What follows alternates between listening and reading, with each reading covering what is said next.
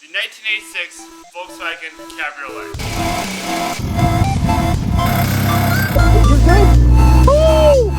Yes, sir. What's up, guys? Welcome back to the Project Car series.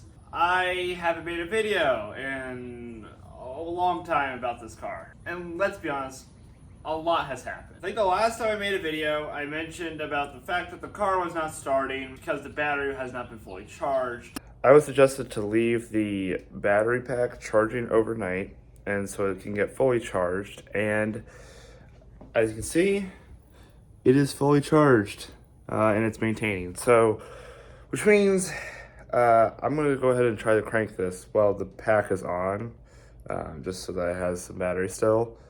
But we are gonna go ahead and try to crank this and see if there's any results. So let's see what happens. Push in.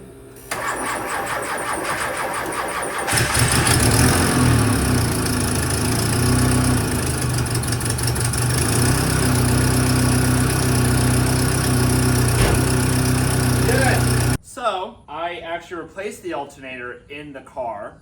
Alright. Looks like got the old alternator. There you go. Here's the old alternator. Here's the new one. As you can tell, looks way better. So I just do it like that. Yes. Yes. Absolutely incredible. Alright, here we go.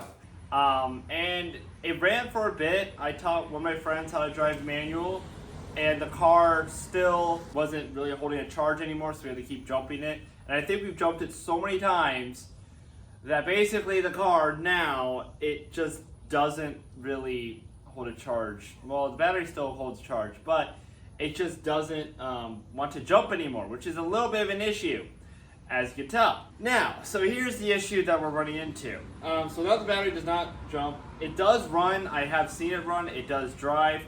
My friend has driven it. I've replaced the ignition. As you guys may have known, the fuel pump wiring is going right to basically the fuel pump to a switch, and the switch goes right to the battery. I replaced all that. I took the fuel pump wire, directly wired it into where the switch is for the ignition, and I actually managed to do that. So now there's no switch in there. Toggle switch is actually, I still have it. I'm going to use it for other stuff. But I still have the toggle switch, and now it's up to the fuel pump wiring. My friend and I basically tried to make that connection a lot stronger, and it is stronger, but it's not strong. The connection is just kind of loose, so I kind of have to probably redo the whole wiring, which is fine. That's not too expensive, but we're still having an issue, a major issue, which is the car does not start anymore. It doesn't even want to turn over. So I'm like, what is going on? And then when you try to crank it, the negative wire is burning hot, like seriously hot. Like I burned my finger hot. It's like really, really hot. So we're trying to figure out what's going on. And I'm like, at this point, I just want the car to run. And I haven't been able to get it to run for a while, and like driven on the roads, and really enjoy it. So I've been just having a lot of issues with the car now. So what I did was I took it to a repair shop and I said, hey, here's what I want to have done with the car. I wanted to basically repair the top. They said no, they can't do the top. Understandable. I said that it doesn't have enough electricity. It's too hot to get the car started, which is true. And he said that the negative ground is probably not solid and not good enough anymore, so you have to basically replace the negative ground. And then I said, well, can you also replace the fuel pump wiring? He's like, yeah, that's fine. The shifter is another issue. For some reason, I don't have all 5 gears. I only have reverse, first, and second. I don't have third, fourth, and fifth. It is there on the shifter, but for some reason it won't go into gear. So I have to basically replace the whole shift box or something like that. And then I do want to install a short shifter. So I asked him about that, and he said, yeah, they can do that. It's pretty easy, honestly. I do want to install a short shifter so it's nice and tight. And yeah, that's mainly the issue. And then I also want to say the fuel pump, just so that it's resorted back to its original fuel pump state. That's the way it should be. So I asked them that, and they said, sure, just send me an email. Never got back. I was like, great. And I went to a different place. They got back to me and said, hey, you can drop it off and all that. I was like, cool, can you put me on a schedule? Nothing. They didn't respond to me there either. So, now we come to basically about present day. This car's been sitting here. I moved outside because I absorbed the elements, and there is also a secret, but we have not released that yet, so there will be a video coming soon. Stay tuned. There's a cool new vehicle coming in, so and it's a little bit more work than this one, but there is a new one, so stay tuned. But anyways, so this car's been sitting here for a bit, and I'm like, I tried to actually list it on Facebook Marketplace and try to sell it, because I was like, it's just sitting here. I don't really, and I want to get something like more utility, and it's just sitting here. No one really wanted it, so I'm like, great. So I'm stuck with the car. You know what? If I'm stuck with the car, might as well just have fun with it and really do it. So yeah, I probably shouldn't have tried to sold it, because I do really like the car. It's a fun little car. It's very quirky, but it's a fun little car. So I just let it sit here. I'm like, why not? It's just here. Why not do the thing that I have been waiting for almost a year? Finally get the car registered. I have the plate for this car, and it is awesome. I actually got a historical plate for it. So yes, the car is officially registered in the state of Ohio. I am very excited. I'm very glad that the car is registered in Ohio. And I got a historical plate for it, which is cool, and a custom plate. Pretty sick. So yeah, so what about the current issues with the car? How are we gonna fix it all? So I already started on a very hot day, like 96 degrees or something, started really dripping sweat and dirt, and it was bad.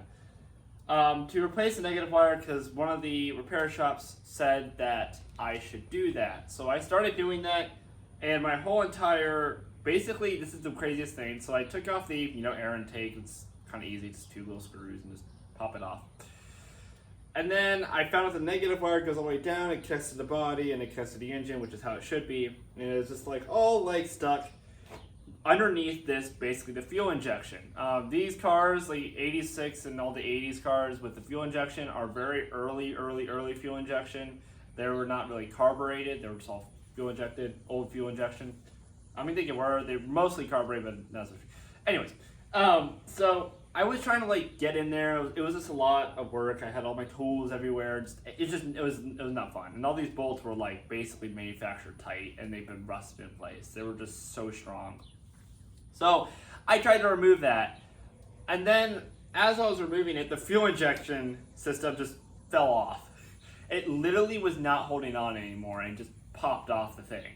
So now the fuel injection is not connected to it's connected. It's just not stable in the car. There's two little holes that go in there, and they just stick in the fuel injection, and that's how it holds it up. So yeah, so now the fuel injection is not in the vehicle. Battery obviously is not in the vehicle. So I removed one bolt of the negative wire. There's a second one. Could not remove it. These bolts are so tight, I just could not do it by hand. I was actually overusing the ratchet. It was not doing it. So the negative wire is just, I kind of need to take that somewhere else. So currently at the state of this car, the car is not going to start. I removed some of the negative parts. I removed the air intake. The battery obviously is not in the car. Fuel injection is a little bit off, but you can just kind of slide it back in. So right now the car is just dormant here. It's just sitting here. It's on chocks. It's not moving. It's just here. So yeah, that's the state of the car now. We're gonna take it to my friend's uncle, who agreed to work on the car. He's not gonna do the roof, but we're gonna do the short shifter. We're gonna do the fuel intake, and then we're also gonna do that negative wire. And hopefully the car can run reliably enough so that I can actually enjoy the car. And then, after I know it's a project car, you can't really take it to a repair shop, but the plan is I do want to take it to a repair shop so that I can drive and enjoy it. And then we can work on the cars or to work on parts of the car that aren't really affecting the driving. Hence, the floor or the roof or the seats, stuff like that, where I don't really need to worry about affecting how the engine drives and everything. Just make it nice and easy for driving. But yeah, that is basically another update on the car. It's got a lot of work, a lot of quirks. I am keeping it, and it's officially registered, so I can actually drive it on the main roads, which is gonna be so much fun. I am so excited to go past 30 miles an hour. So yeah, sorry I haven't updated in a while. I was busy with traveling and a lot of stuff. So if you are interested to continue watching this series, if you want to see me struggle with my first ever project car, please consider subscribing down below. Comment down below. Give me some suggestions of what you think I should do to the car. What do you think would work best? What could help me out with the car? So please go down below. And if you really like this video, hit that thumbs up. I know it's cheesy and cringe and very 2012, but that really helps me in the future. And I will see you guys in a later video.